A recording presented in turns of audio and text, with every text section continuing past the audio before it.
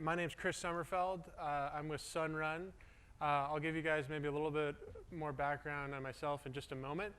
But our topic for the next couple of hours, or as long as we all last, is talking about having a great customer experience during the installation process, right? So I'm following up on the heels of Gabe, who gave some awesome pointers on doing just the same thing during the sales process. So now we're going to switch gears, sort of talk on the operations side. How can we do the same thing throughout that whole installation process? So that's the topic for today. Fired up about it, and hopefully everyone's here in the right room. So as far as what we're doing here today, so in the course agenda, we're going to talk a little bit about our objectives. We're going to talk about a great customer experience during the communication phase of an installation. We're going to talk about the actual boots on the ground installation, and then I'm sort of broadening the topic here to talk also about service. So once we've built a project, right, we still have that sort of technical interaction and communication with customers, and that relationship goes on for years and years, hopefully. And we'll talk about how we can better leverage that. So some of our objectives. So after this presentation, we want to make sure we all have a sense of how we can measure customer experience during the installation process. We want to make sure that we can identify some areas that we could improve customer experience. So just like Gabe, I wouldn't profess to know everything here. Some of this are probably going to be reminders and just things, hey, yeah, that's a good reminder. We tried that, let's try that again. Hopefully you'll pick up some tips and tricks here. And then, ultimately, hopefully leave the next session with some action items for you going back to work. Here's some things that we can improve looking at our own process. So those are our objectives for the next little bit here. So going back to a little bit of personal history, so I've been in the PV industry for about 11 years, and what I love about this conference is that it depends on the solar audience that you're with, but I think that in the AEE dealer network, 11 years isn't maybe as impressive. So I know that a lot of you guys have been in the business for a long time, worked in a lot of different companies, and really always had a technical focus. So from off-grid work in the Bahamas to solar contractors in California doing residential and commercial systems, working at SunPower, supporting the residential and commercial dealer network over there. Really been focused on the technical aspects. And so I wanted to just bring up a couple of points about my history, because in some ways I think I'm a cautionary tale for the ways not to be when it comes to customer experience in the installation process. And that is, I've always loved PV, right? I mean, I got into it because I love the technology. The first time I saw a panel, I was taking like a class in Vermont, and the guy had a 12-volt panel, and he was just firing up a little 12-volt lighting load, and I just knew from that moment on, this was for me. This is what I want to do. And so I get really excited about the technology, what's new, the code, and definitely even when I was on the boots on the ground installing systems in the Bahamas and California, I just didn't leverage that customer interaction, right? Because I was just so in love with the stuff. That's kind of, going back to the presentation that Gabe just gave, it was sort of like, well, the customer experience, that's the sales side of the business, right? I'm here to install it. I'm here to do an awesome job. I'm here to make sure that BOS is totally level. I'm going to make sure that this system's going to pass the local AHA requirements. I'm going to have a beautiful looking system, but totally lost that opportunity to interact with customers. If anything, to me, customers were like the people who, you had to let them know that you were going to come back tomorrow so you could finish the project. That was just sort of the mentality. And I think that was the mentality that I sort of came up in solar. It was all about the technology. It was all about, getting it done. It was all about doing an awesome job, but really didn't focus on the customer. And so that changed for me in my career, particularly when I started working for Sunrun. And for all of you who were here for the keynote address with Lynn, you know that at Sunrun we're really focused on the customer experience, and as you're trying to grow the industry, really see that as that key to success. We want to scale, we want to have lots of customers, and we want to have lots of happy customers. So to me, 2.5 years ago when I joined Sunrun, really the customer experience finally came full circle, and I started to realize how important it was and realized all the opportunities that I had lost throughout the years. So use me as a cautionary tale. It's not just about the equipment, it's also about the customer. So that's what I'm hoping to express in this presentation. And just as a sort of a finishing piece on my background, so currently at Sunrun, I'm focused on design and installation standards and work in a group that's called Fleet Operations. And no, we don't manage a bunch of trucks. We think of all of the tens of thousands of residential systems that we have in the United States as our fleet. And so my role is really to try to make sure that everything that comes into that fleet is high quality, going to operate well, and have a low cost of ownership for 20 plus years. So that's a little bit about what I do. And in that fleet operations group, a big part of what we do is field service. So we're always communicating with customers, making sure that systems are up and running. And again, that's where it's really hit home to me, the importance of that customer experience. All right, so going back to that, the technical side. Many of you were probably around for Bill's presentation this morning. And for me, I love the technical aspects of the industry. I love the new products. So to me, in a lot of ways, 2014 was the year of rapid shutdown, right? Well, what is this new thing? How are we going to comply with it? This is crazy. This is new. Let's try to figure it out.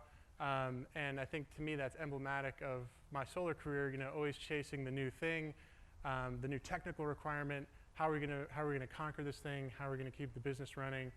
And I think that that's perfectly acceptable and that's great, but let's also remember the customer experience. So I'm going to challenge all of us to say, all right, let's have the theme of 2015 being customer experience.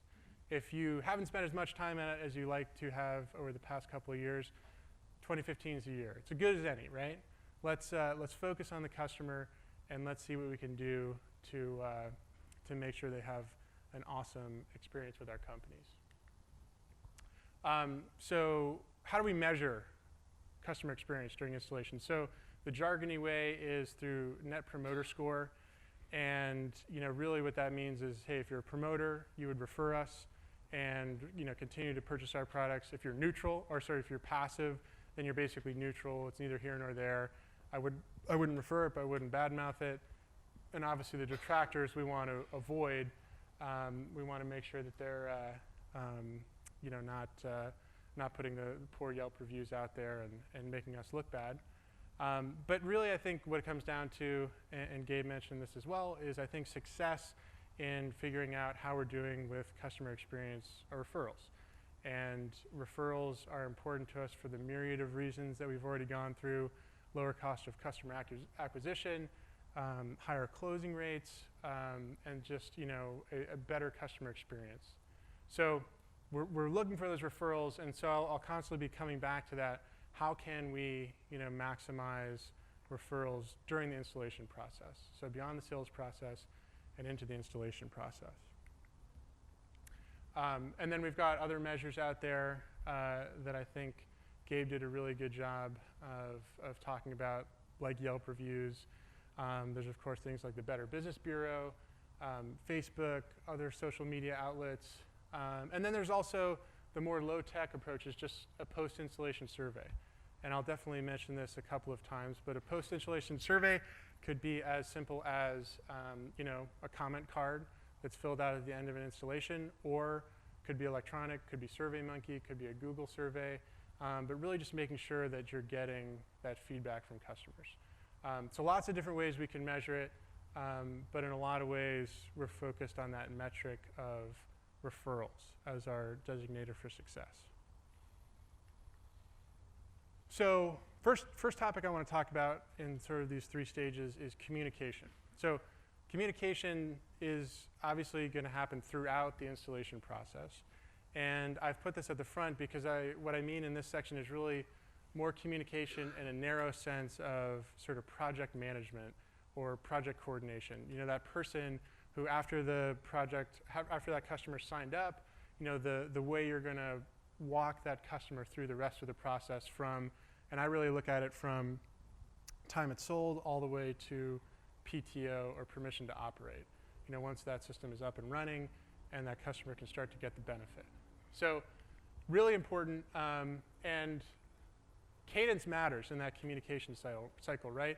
So certainly one thing that we've found at Sunrun is with a lot of customers, there's no such thing as too much communication.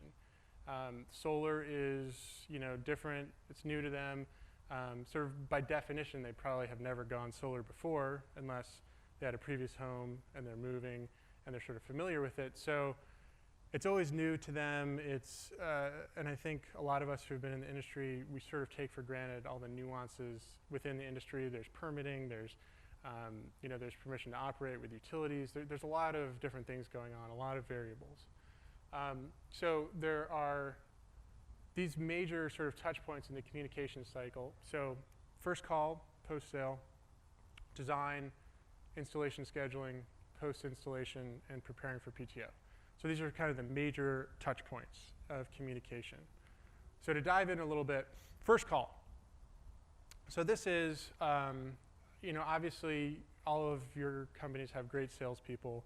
They do awesome work. But the point of this phone call, which is a few days after the project's sold, maybe now it's sort of passing hands from the salesperson to the operations team. Well, this is just a great opportunity for you to just make sure that expectations are really clear to the customer, what they're signing up for, what they're getting, what the value they're getting out of the system is going to be. And again, going back to Sunrun, and I mentioned, I'm focused on fleet operations. This is a really great one when it comes to fleet operations because a lot of the issues and questions that come up in the future around, well, am I saving money? How does this thing work? What is it going to do for me? And so making sure that those expectations are really clearly set can, not only enhance that customer's understanding, but also make your job easier down the road when, issues are coming up or they have questions. So it's really setting the stage, making sure they get it, but also, making sure that they understand the timelines. What's going to happen next? What are the next milestones? What's out of your control, right? You're not the utility, so it's going to take some time for this paperwork to clear and for us to get approval for you to turn on your system. Let them know all the different paperwork you're going to need to collect from them. And then really importantly is make sure that they have a contact, right? That they know who they're supposed to call within their company when they have a question. And if that's no longer the person who sold the system to them, then it's going to be your project manager or whoever in your operations team. So really making sure they know who to talk to. And also schedule a site audit if it hasn't been done yet. So make sure that that's taking advantage of being on the phone with the customer. All right, so as far as design, so it's going to take you a little while to design that system. So once you've got those design plan sets ready, check in with the customer, make sure that everything looks all right to them, the layout looks good, they understand, why did the system get a little bit smaller? Well, we have fire setbacks in this jurisdiction, so that's why the system size came down a little bit. Make sure you're following up on any questions that they might have, and really start giving them an estimate for how long the installation is going to take. Just make sure, again, you're laying out the next steps. They know what's going to happen next. All right. So then once you've got that design plan set approved, you've got your permit, really make sure you keep up a high cadence of communication with the customer. Don't let a week go by without checking in with them. Even if your crews are really booked out, it's going to be 3 weeks in advance, even though you've got the permit in hand, make the call, let them know that. Maybe even follow up once a week, say, hey, nothing's really changed. You're still set for the 20th of March. And again, just make sure you have that clear cadence of communication with customers. Also a big thing, as you probably know, is making sure that customer preferences are known. So is there a gate that we need to get through? Is your pet going to be there? What do we need to know about the installation? Because at the end of the day, we could have all done a great job. We bent excellent conduit. System looks awesome. You know, we easily passed with our local jurisdiction. But at the end of the day, does that stuff really matter to a customer? I mean, maybe a sophisticated customer who goes out there and says, yeah, that looks really pretty, you know, you did a great job. No, what they're going to remember is that your installers let the dog out of the yard and it got in the neighbor's yard and ruined their flowers, and now they got to, you know, make amends to their neighbor, right? So at the end of the day, that's what they're going to care about. So really making sure that their preferences are known and documented, and that can be the hard thing, right? Making sure that that gets passed along to the right people in the operations team. Customer preferences, make sure they're noted, whether they're, you know, in the customer file or in your customer relation management CRM system, just making sure it's all down. And, you know, you've kept up this really good cadence of communication since they signed up with you to go solar, but, you know, make sure that they have, you know, more than a couple days notice when the installation is going to occur. Again, you've been talking to them every week, so if the project gets pushed one day, one way or the other, they're in the loop, they know what's happening. But also really importantly is providing that tight customer you know, window when to expect the installers, where they're going to be there between 7:30 and 8, or whatever it is. Again, just very clear expectation setting.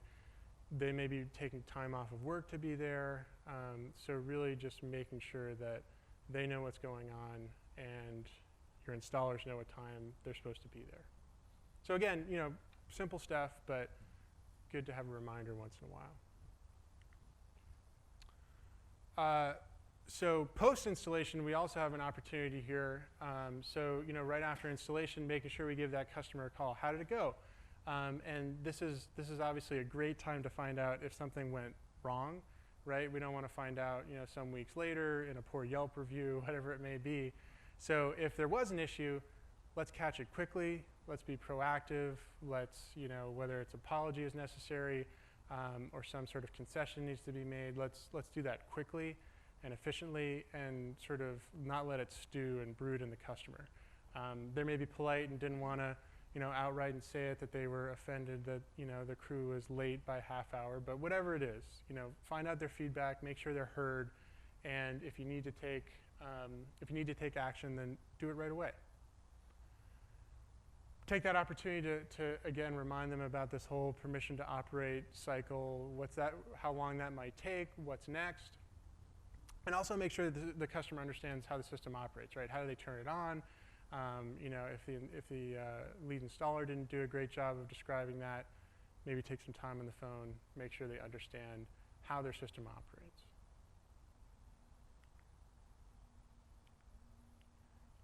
And then, you know, as we go into this stage, which is, as you all know, could be variable, is the permission to operate.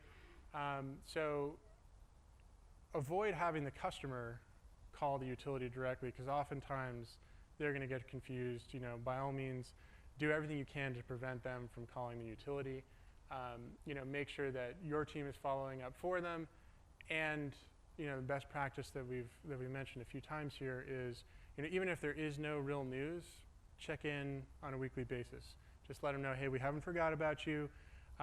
You know, we did check in with utility. It looks like they are still on schedule for the 20th or thereabouts. You know, appreciate your patience here. And again, you know, you had already set the expectation with the customer that this is sort of out of our control, right?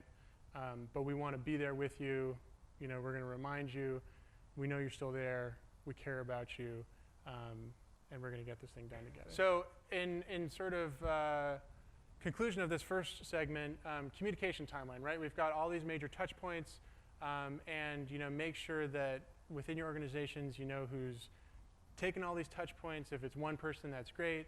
If it's multiple people, you know, just make sure that there's a delineation, who's calling when. And you know, another complaint that customers sometimes have is they're just not sure who to talk to when, right? You know, I was talking to Lisa, and now I'm talking to John. So making sure that at all those touch points, if the contact's going to change, that you say, hey, just to let you know, now that we're moving out of the engineering phase, you're going to be speaking with so-and-so, who is, you know, our installation scheduler.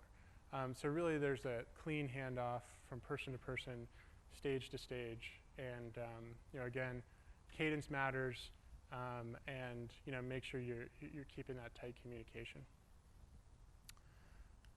So, want to give you guys an opportunity.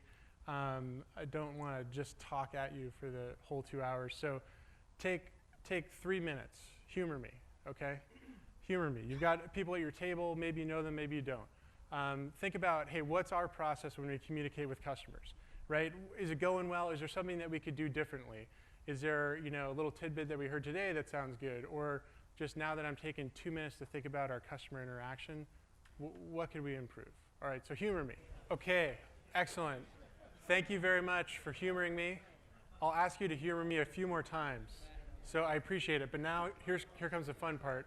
I'm going to put a couple of you on the spot here because obviously, put in a little effort here to see what's going on. This group here seemed to have an excellent conversation. So what came up for this group in terms of, maybe a pinch point, a pain point in the process where things get a little bit tricky?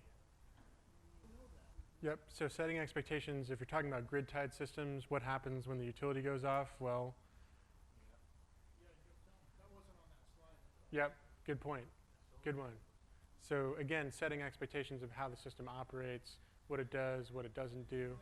So thinking about it, so interpreting the utility bill, that's something that comes up. So you could see that coming nicely anywhere here. You could think of that being even in your first call post-sale, right? Just making sure they understand, well, you're still going to have a utility bill, but it's going to look a little bit different. And maybe they don't get everything that first time. You might have to mention it 2 or 3 times. But if you can do that up front, then you have less questions for the coming 3, 4, 5, 8 months, as she gets her bills. Great. So yeah, not all of this material needs to be created by us. Let's leverage documents that utilities have created. Let's create our own documents, our own proactive FAQs, right? Hey, these are probably the questions you're going to have. Let's proactively answer them. Sure. So all those logistics that go into a system that we might take for granted, all the paperwork, again, making sure in all of these touch points that they're aware of, hey, the next piece of paper is coming out in a week. We're going to come by. We're going to have you sign it, or if they're able to do it by email or whatever it is. But really, you got to walk them through all those steps, right? And if you just leave a pile of paper on their desk, well, it's probably just going to sit there, right? Great. So a lot of things that we can do in this communication period, and really break it down. And again, the thing that I'd impart, certainly from my experience and Sunrun's experience, is there's no such thing as too much communication, right? This is new to people; they've never done this before, and they may need some hand-holding. And setting expectations up front is just going to help you on the back end, right? Going to have a happier customer, and you're going to have a lot less fatigue for your team. So communication, big part of it. And again, the communication doesn't stop throughout the entire process, but I just sort of think of this as kind of the project management sort of touch point communication. So let's talk a little bit about the installation process, right? So we do a great job setting expectations on the phone, walking customers through it, maybe through a number of customer meetings. But let's talk a little bit about the boots on the ground installation. What do we do? What are the best practices? What are some tips and tricks when we're on the ground? So we're going to talk a little bit about installers as ambassadors, right? So installers, they spend lots of time on customer property. Well, let's leverage that. How can we leverage that? Maybe you've tried, maybe you haven't. Installation speed. So the speed at which we install is also going to help improve the customer experience, right? If we're in and out, less inconvenience, that's obviously going to be a positive to a homeowner who maybe has to take a day off of work. And then, one near and dear to my heart, installation practices, right? So to the extent that we're building really high quality projects, building for longevity, we're going to have fewer issues, fewer service issues, fewer bumps down the road, happier customers. So installers matter, right? Installers spend more time with the customer, more time than that salesperson probably. If they're there for 9, 10-hour workday, or even multiple workdays, that's many more hours than anyone else is going to spend with that customer. So how can we leverage that? How can we make that effective, and how can we make sure the customer has a great experience? So make sure that you create structure and really leverage their presence there. So some ideas, like what can we do with installers? Well, incentivize installers. So make sort of the customer experience part of their job. Don't have them be like Chris Sommerfeld, where they're just focused on getting the stuff up on the roof and making it look pretty. Well, customer experience is really part of your job. And so how could you incentivize them? Well, Gabe talked previously about referral programs. Well, get installers involved in referral programs. Installers are out there canvassing neighborhoods. They're the boots on the ground. Well, leverage that. They're out in the world. It's expensive to get out in the world. Well, once you're there, let's make use of the presence. So make sure installers have business cards. They have maybe a referral tagline on the business card. They can leave it on someone's doorstep. They can leave it on a windshield, whatever it might be. The person's walking the dog, and they say, hey, what are you guys up to? What are you doing? Well, empower them to have that business card, have the conversation, and maybe you got a low-cost referral right there. My favorite is have the installation crew identify 10 projects or 10 houses in the neighborhood that look good for solar. There's no better vantage point than up on the roof. And with a lot of installation crews I've been with, that's always a fun activity. Like, oh, look at that one. That's beautiful. It's just southern facing, no shade. Wouldn't that be a great roof? It's comp shingle. I'd love to come back next week and install on that roof instead of this 5 different roof planes, tile roof that we're on today. So have them perch up there, see what looks good. Have those door hangers, have those business cards, and say, hey, before you leave the project, make sure you put 10 door hangers on 10 good-looking customer sites.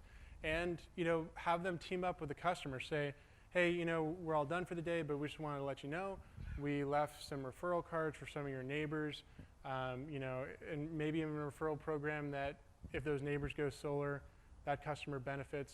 Get the installer, the neighbors, the customer all sort of working together and scheming about how they're all going to get some incentives out of promoting referrals. And definitely, if you're empowering that installer to be a salesperson, there's a little bit of something in it for them. It definitely can go a long way in having them focused on the customer experience.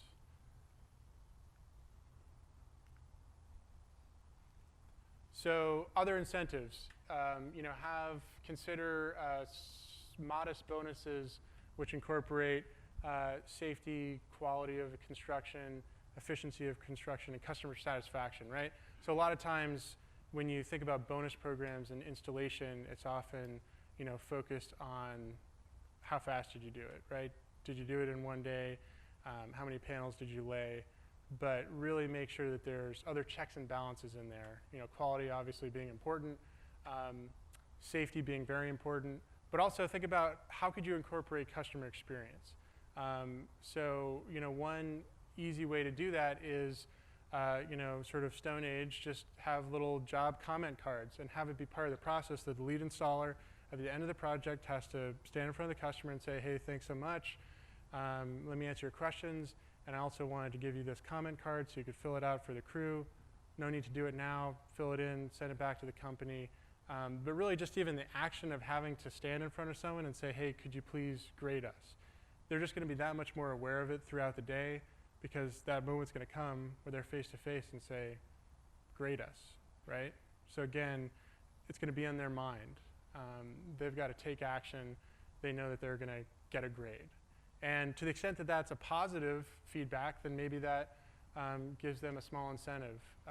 So when they have the safety, the quality, the efficiency, and the customer satisfaction, well then there's that additional gift card, there's that additional quarterly bonus or whatever structure you might put into place.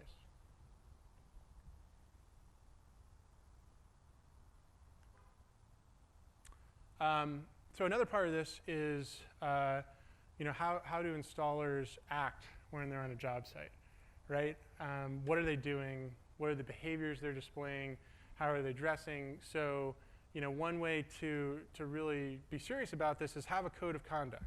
And certainly it should apply to everyone in the company, but maybe there's one specific to installers, right? So that they know what the expectations are. This is, when you come work for us and you represent our company, this is how you represent us. And instead of it being loosey-goosey, write it down. Have a 2-page document, a 3-page document. This is how we do business, and we want all of you to, we hire you as an installer, and you're going to sign this. It's our code of conduct. And if you fall short of it, then we got to take action. But really making sure that you have explicit expectations of how people should act. So along the same vein of humoring me, take 3 minutes, same groups, right? And think about what would you have if you don't already have a code of conduct for your installers. What would be in there? What are the important things that you want to make sure your installation crews do on every project so you have an awesome customer experience? What did someone come up with? What are we going to include in our code of conduct? So no smoking, that's a big one. No trash, right? We're going to keep it clean. All right, the level of pants is mandated. All right, what else? I heard honesty over here. Okay, well that's a good solid one, right? What else? Yeah, sure. If you do something wrong, let us know. We'll take care of it. Language, right? Excuse me, sorry. What else? Don't be nosy. Okay, mind your own business. Keep your eyes focused on the job. Yeah, don't be looking at the customer's new television or however they live, their cool jet skis in the garage, whatever they've got. What else? What else is important to have in our code of conduct? Okay, uniforms. Okay, you got to have some semblance of a uniform, at least shirts. What else? All right, so sure, that's a sensitive dance, right? Like, restroom facilities, right? Let's make sure we've got that figured out. If we're using customer facilities, that's up front. That goes back to communication expectations. Maybe that's the type of thing your project manager should set in the installation scheduling. Now, I just want you to know that you're 20 minutes from any fast food chains or anything, so we may need to use your bathroom. Just want to prep you for that, right? Okay, what else? Yeah, so making sure that the interior of the home stays perfectly clean. So if you need to put on little booties, whatever it takes, right? Keep it clean inside. What else? Code of conduct. So make sure that our leaky vehicles are only parked where they're allowed to be parked. Or if you know it's a leaky vehicle, don't even ask the customer, keep it across the street or whatever it might be. Yeah, so where you're actually keeping materials, right? Absolutely. So all important stuff. So as far as the code of conduct, is behavior. I think we've hit all of these. Customer interaction. Make sure that it's really clear. How do you communicate with the customer? How are you respectful with the customer? Work hours. Sick time policies, right? So it's really clear. Hey, if you're not going to show up to work, let us know by 8 p.m. the day before, or whatever your policy is. Make sure it's really clear. We talked about clothing. Appearance in general. Now, I'm not necessarily the poster child for appearance. I've got long hair, I've got a beard, but I think it's, there's a lot of individuality out there. Just make sure that it's done respectfully. You look neat, you look like you're together, you're professional. Another big one that comes up is on-site phone policies, right? Texting and phone calls, like that's, could take a hard line. Don't do that on company time, right? You're going to take a lunch break and you're going to be down the street. Okay, talk to your friends on the phone. But when you're on the job site, that phone's gone, right? That's a common policy. And then also interaction between employees, right? What are the expectations for how you're going to interact with both your colleagues and your superiors on site? What are their expectations there? So some of it again basic, but have found it to be really effective that it's written, and someone as they come on board with your company, they have to read it, they sign it, then expectations are set, right? Just like you want to set expectations with a customer, set expectations with your install crews of what you expect from them. And hopefully we'll have less of the oil leaks in the driveway, we'll have less muddy shoes in the upstairs, and less unexpected situations with customers. All right. Other things to think about when, it's sort of related to code of conduct. A lot of times, going back to even conferences like this, there's often a focus on the technology.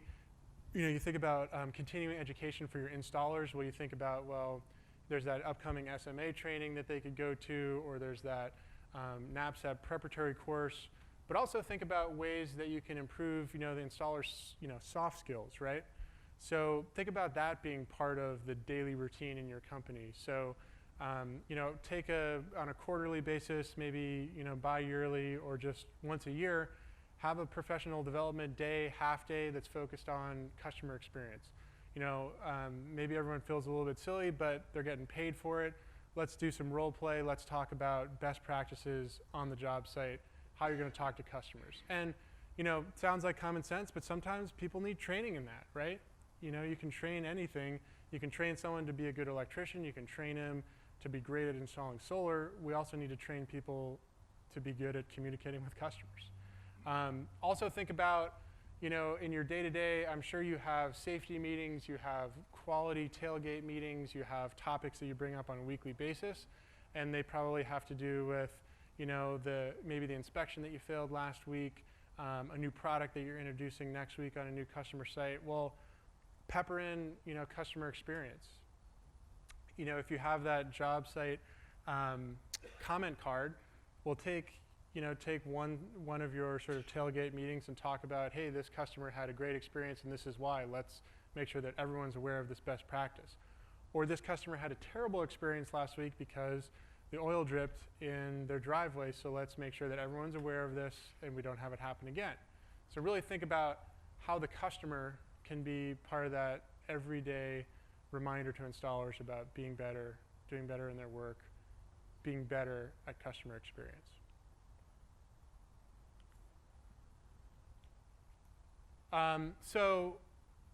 Another big part of this, we talked a little bit about the code of conduct, but another part of this too is just making sure that you have really scripted activities when your installation crews are on site.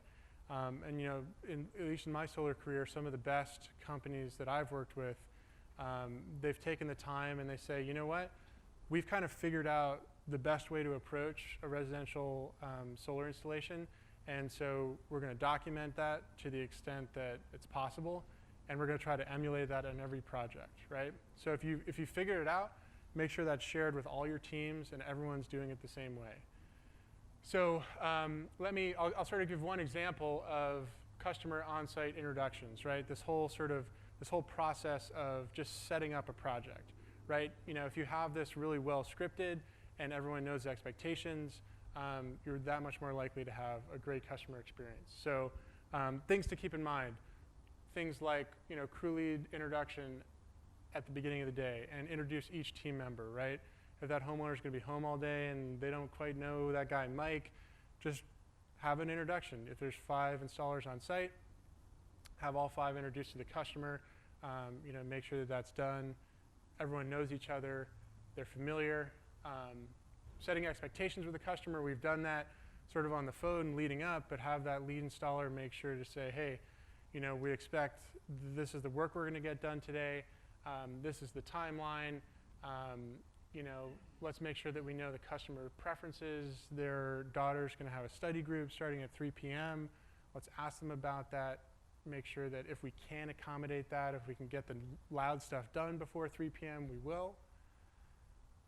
Also really important, review safety zones with customers. So, tell them where their vehicles are going to be parked. Tell them where they shouldn't be walking because, heaven forbid, a tape measure might fall off the roof, and we want to make sure that they're safe. We want to know, where they should walk, when they should walk, how it should be done safely. Make sure that we're reviewing the plans with the customer. They know where all components are going to go. They can ask any last-minute questions. And I think all of you are probably hip to the sensitivity around things like conduit. Where is that going to go? Are they going to see it? Really just making sure that all of this is set up front with the customer. Another big one too is, if you've got to turn off their service, because you're going to, you know, safely implement the point of connection, make sure they know that, what time is it going to be, how long is it going to be. And then also really important, provide that office contact information. So, you know, your lead installer can reiterate that so-and-so is your point of contact. You know, if you have any questions and I'm not right here, you know, feel free to get on the phone, talk to this person. So again, make sure that they know who to reach out to.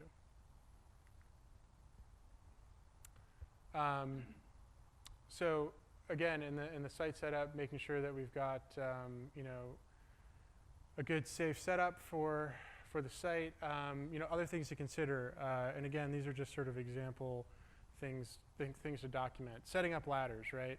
Making sure that we're not crushing customers' gutters, and we have a standardized method to do that. Either we've got, you know, a specific gutter guard product, or we're using, you know, 2x4s with mats, whatever it is, that we've standardized it. And the other thing too is, you know, don't be afraid to point these types of things out to a customer. Right, that lead installer can say, hey, just wanted to show you some of the things that we've got set up here.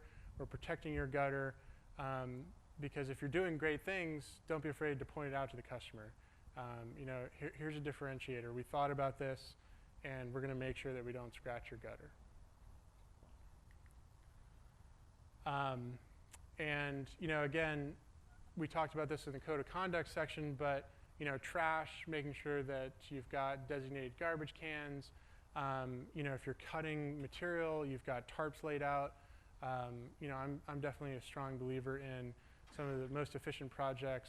Cut that rail on the ground, bring a chop saw, have a tarp set up so you can capture those shavings. Don't have a bunch of aluminum in the customer's, you know, driveway, or heaven forbid their yard, where it's much more difficult to clean it up. Other thing too is, you know, most solar construction sites that I go to, you tend to see you've got the construction vehicle parked, maybe it's at the foot of the driveway, and basically from the back of that vehicle all the way up the driveway into the garage is just a bunch of stuff. You know, you've got conduit fitting, you know, conduit fittings in a organizer right here. You've got a tool here, you've got a scrap of EMT, and everything's sort of spread out along the ground. I mean, first of all, that looks terrible. And second of all, it's just a backbreaker. I mean, just, you know, bending down and working on the ground is just, you know, terrible for efficiency, hurts your back. Well, you know, take it one step further. Make sure that the crews have, you know, whether it's a folding tables or they have sawhorses, and they're actually staging materials at waist height. It's going to look much better to the customer. It's going to be easier for them. They're going to do a better job, and you're going to have a much more professional work site. Has anyone, maybe not admitting to too much here, but I mean, do you know what I'm talking about? Just sort of the explosion as it comes out of a pickup truck or a van. I mean, it's just stuff everywhere, right? And to a homeowner, it's just kind of like, ooh, yuck. This looks kind of, you know, this looks overwhelming. So keep it professional, keep it looking nice, making sure the customer knows where they should walk, where they shouldn't walk, so they really know that they've got a you know, very professional company working with them. Another little tip and trick in terms of site setup, you know, obviously we're being safe, we're making sure that we're tying off, we're setting up the roof so that we can work on it safely with anchors, but also make sure that we're protecting customer property, which is definitely part of our code of conduct. So make sure we're doing that on the roof. Protect, you know, where you've got those anchors, where you've got retractable lanyards, and you know, use spaghetti mats. You know, use this is a clever one with a PVC cut in half, and then mats on both sides, protecting the ridge cap for when ropes are going across the ridge cap. You know, really protect that customer property, and just like the ladder gutter guard, don't be afraid to let the customer know. Say, hey, we just went the extra mile here. You can see up there that we're protecting the roof from additional damage from our safety equipment. There's nothing wrong in letting the customer know what they're paying for, and they're paying for an awesome solar installation. This is a little bit of an exaggeration, but we talked about you know, getting ready to go into the customer home. We've got this guy ready in his clean suit. We're going to make sure that we're, you know, protecting our boots. We're not going to track in dirt and grease into the customer's home. And that definitely came up in our code of conduct discussion. And I think, again, that's the type of thing that a customer is going to remember. That you muddied the floor. They're not going to remember how awesome you made that. You made the ridge of the roof match the upper line of the array. They're not going to notice that stuff. They're just going to notice the dirt on the floor, right? So installation speed. Let's make sure that we build projects quickly. Again, that's going to help improve customer experience. So, to the extent that a project takes, 1 day instead of 2 days, or 3 days instead of 4 days, that's definitely improving the customer experience. That's less time that they need to take off of work, less thing that they need to worry about. You're in, you're out, you're doing a great job. They can trust that and know that they're not going to be inconvenienced very long. And just along the same lines of documenting your code of conduct, documenting your site procedures, document installation efficiency, right? If there's a way that works, you've got a really efficient crew. Well, what makes that crew tick? And let's make sure we share that with the other crews. What's the game plan? Is it material staging that they're doing an excellent job with? Is it just pure hustle that they're doing a better job with? They're just faster and more motivated. Whatever it is, make sure that we've got it documented, shareable, and getting out there. Okay, so changing gears a little bit, another part of a great customer experience during installation is obviously having a great quality product out there. So again, a topic that's near and dear to my heart, and I could talk about at great length, but I'll try to not spend too much time on this because I think we're all a pretty technical crowd and know what goes into building a really good PV system. But some things that I would sort of emphasize that I've found to be really effective is making sure that you've got a QA program or a quality assurance program, making sure that you've got an objective checklist or scorecard. So this is really, I think, the theme of a lot of what we've been talking about is setting expectations, whether it's setting customer expectations or setting expectations for how installers are going to interact with customers. We also need to set clear expectations for what we expect in a finished product from our installation crews. So making sure that it's documented and as objective as possible. That's the sort of key that I've found, is that when things are subjective, like scale of 1 to 10, how did you do? I mean, someone looks at the same piece of conduit, someone gives it a 10, someone gives it a 5. That's not very helpful. So we want to make sure that these things are objective. It's really clear what we want the finished product to look like and why, and whether someone met the standard or did not meet the standard. So, that's really the backbone of a good program is, making sure that expectations are known and that they're clear and objective. Other things that work well, crews that take detailed photos is really helpful because, at the end of the day, if they're going to stand there, take a picture of something that's done wrong and share it, then, hopefully they wouldn't do that. So it's, just like handing that comment card to a customer, sort of everything's out front, everything's in the open, I want you to grade me on how I did. Should sort of be that same mentality in taking that photo. I don't want to take a photo of something that's done incorrectly. So detailed photos by crews, managers review 100% of projects through photos. That is, if they can't actually be there in person. And to the extent that you have high volume, maybe a certain percentage of systems are inspected in person, and maybe that's right towards the end of the day when an installation crew is done, they're still on site. You can catch any mistakes they've made, or maybe that's when your whoever's sitting for your local inspections is going to do a thorough run through. A lot of different ways to do that well. And then the last thing that I think is really important about building high quality and high performing systems is really focusing on what matters and what is most likely to result in customer inconvenience. So not all things are created equal in a solar project. And while I hate to say that not all of it's important, there certainly are things that are more important. So making sure that you have a real focus and what's important, and you're not just sort of mashing everything together in one puddle.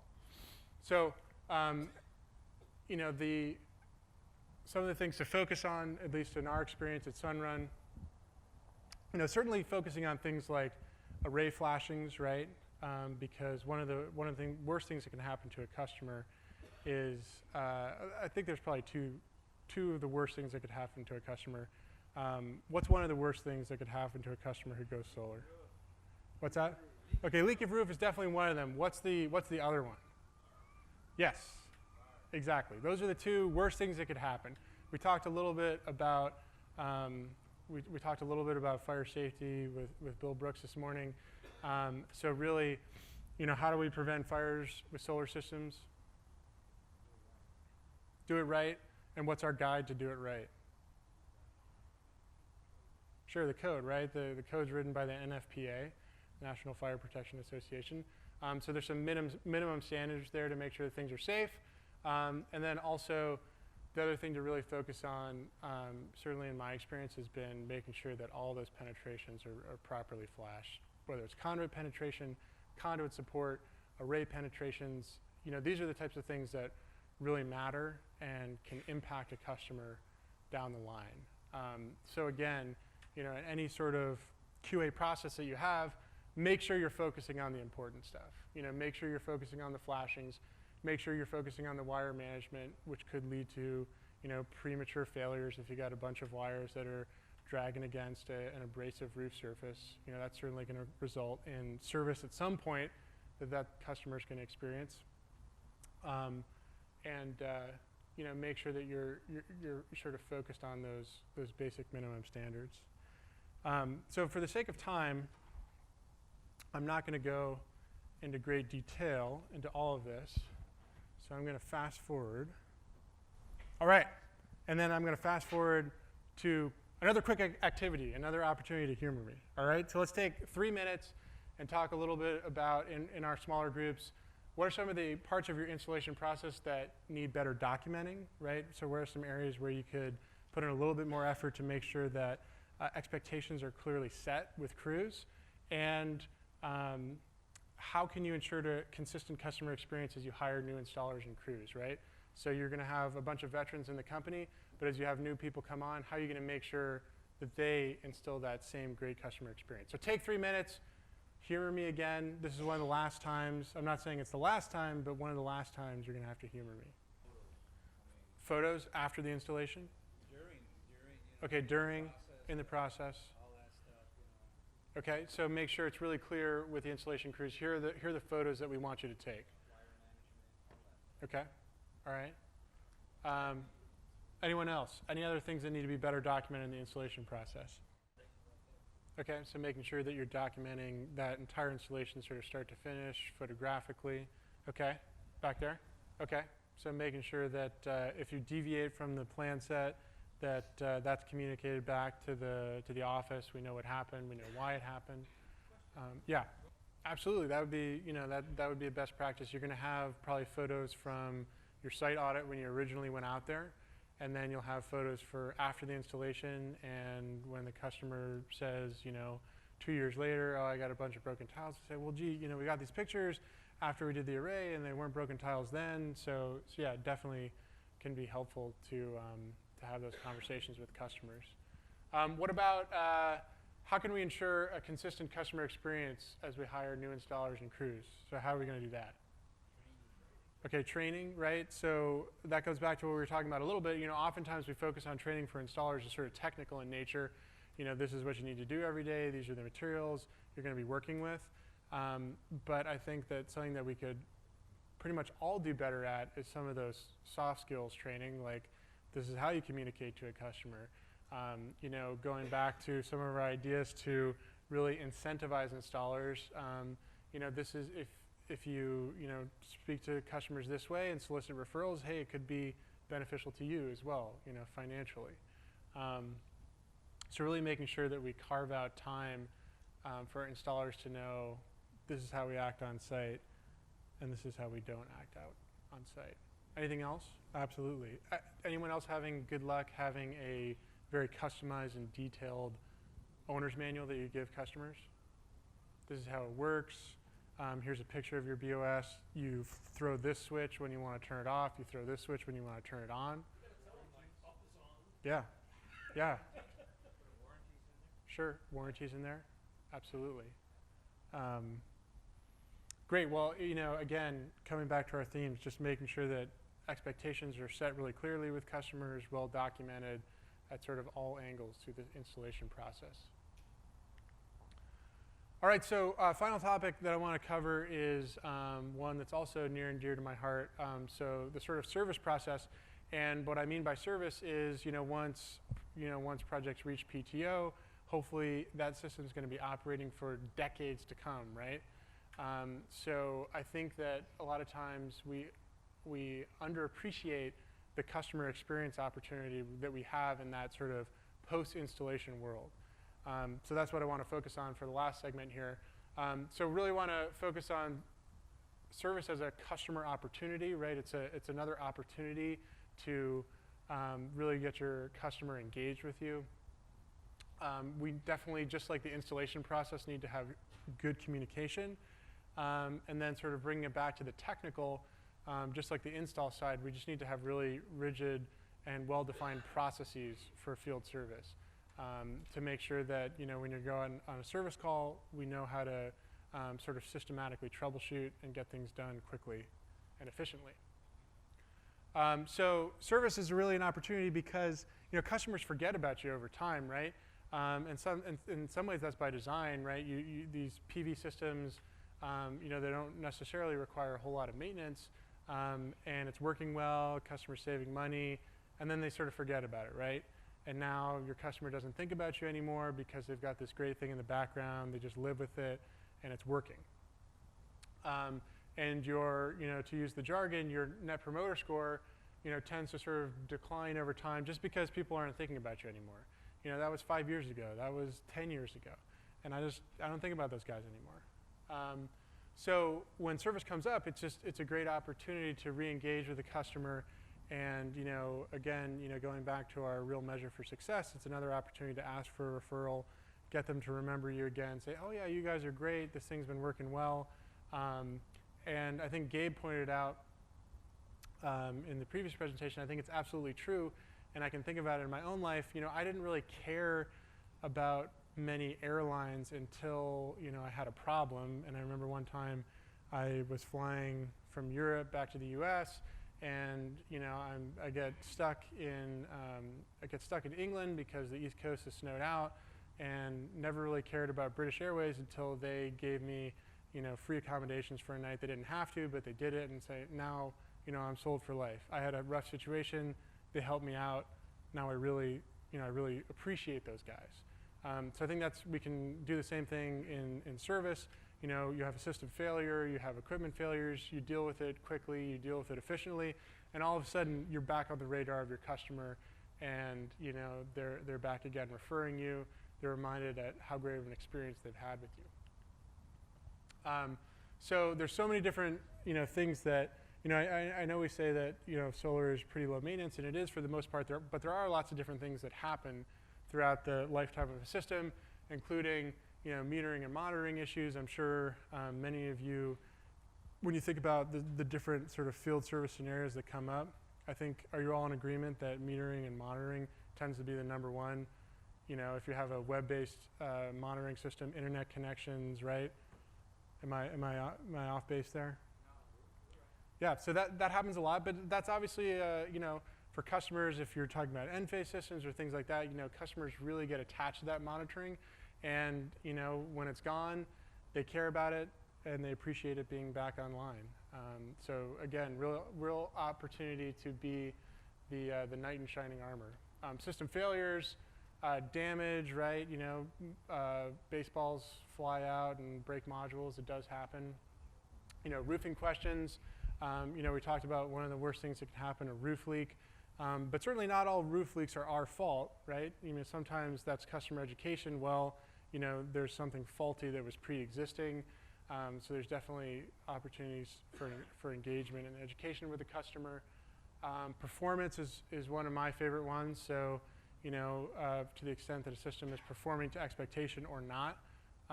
That's a real opportunity to engage with a customer. Great, so lots of opportunity there. So other things to think about is even if there isn't a problem, to the extent that you have monitoring, that's a great engagement platform to re-engage with the customer. If you can look at it, see how they're performing, maybe it's a yearly phone call, maybe it's every other year, you just reach out to them and say, hey, we were looking at your monitoring and the system looks great. Isn't that awesome? Now, remember us, we exist. We, supplied this great system to you. And, what an opportunity. Let's remind you about a referral program that we've got going on. So, people love it and that's actually a comment that we often, positive comment that we get at Sunrun. If and when we catch issues before the customer is aware of them, just the fact that we're looking goes a long way. That's a, awesome customer reassurance that they don't have to be looking at the red light on their inverter, green or red every day, that someone else is checking in on them. So, to the extent that something does come up, just like the installation process, communication and cadence matters. Make sure you keep up good cadence of communication. Respond within 1 business day if you get that voicemail that says, hey, I got a red light in the inverter or whatever it might be. And then, set expectations. If you can, set that service appointment for within the next week, maybe 2 weeks, depending on the type of issue, right? Some things are more pressing than others. Certainly, you don't want to sit on a roof leak, even if you suspect it has nothing to do with you. That's the type of thing, obviously, that is going to lead to a really poor experience if you don't jump on those things right away. Maybe you jump on a system failure more quickly.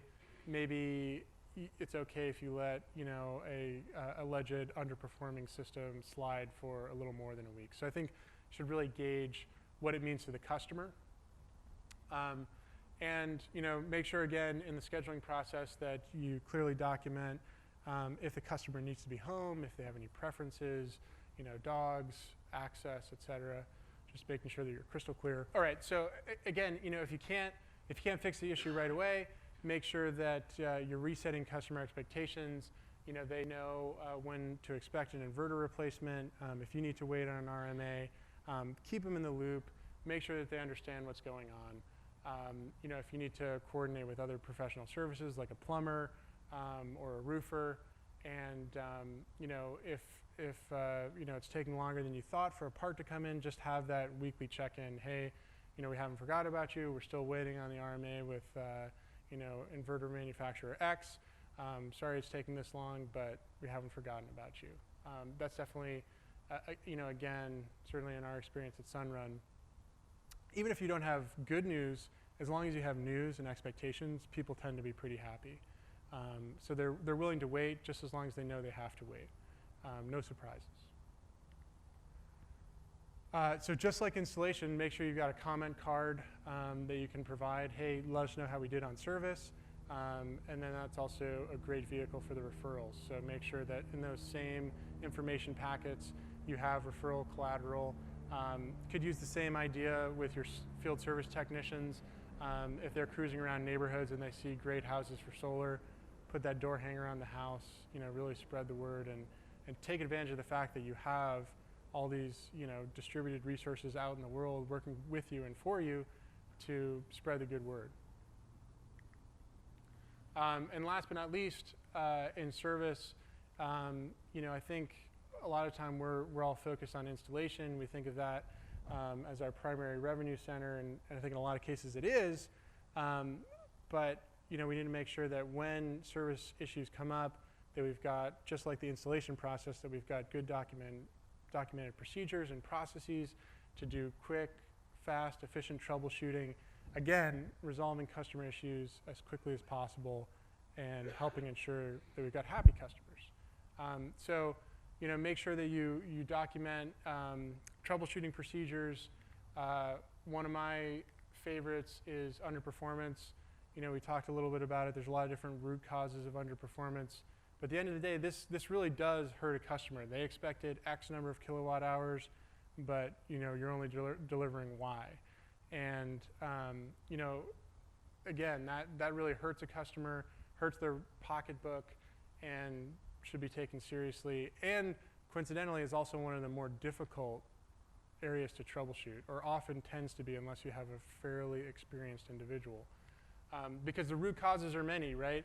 It could be shading, it could be environmental like snow, it could be inverter failures, it could be installation errors with connections, it could be a metering issue, soiling, it could be ground faults, could be grid voltage. There are just so many different things that could be happening if you're not systematic about it and you don't have sort of a documented process and checklist. Then it's not uncommon that maybe there are two root causes to an underperforming system.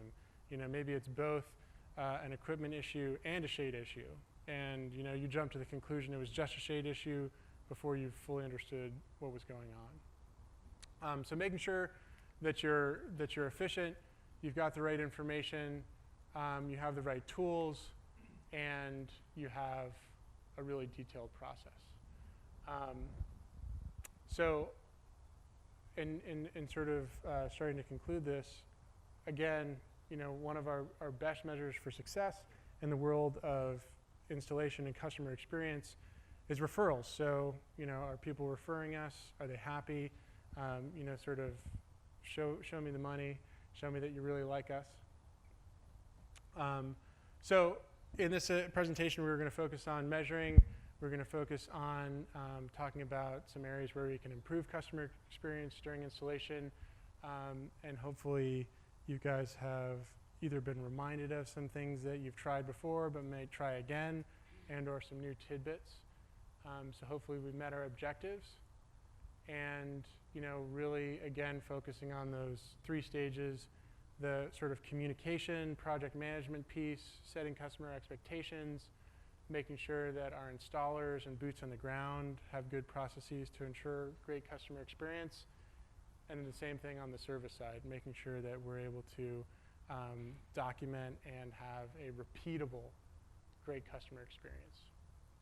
So going back to the beginning, 2015, let's have the theme be customer experience. Let's not forget those important people that keep us all in business. And with that, thanks very much.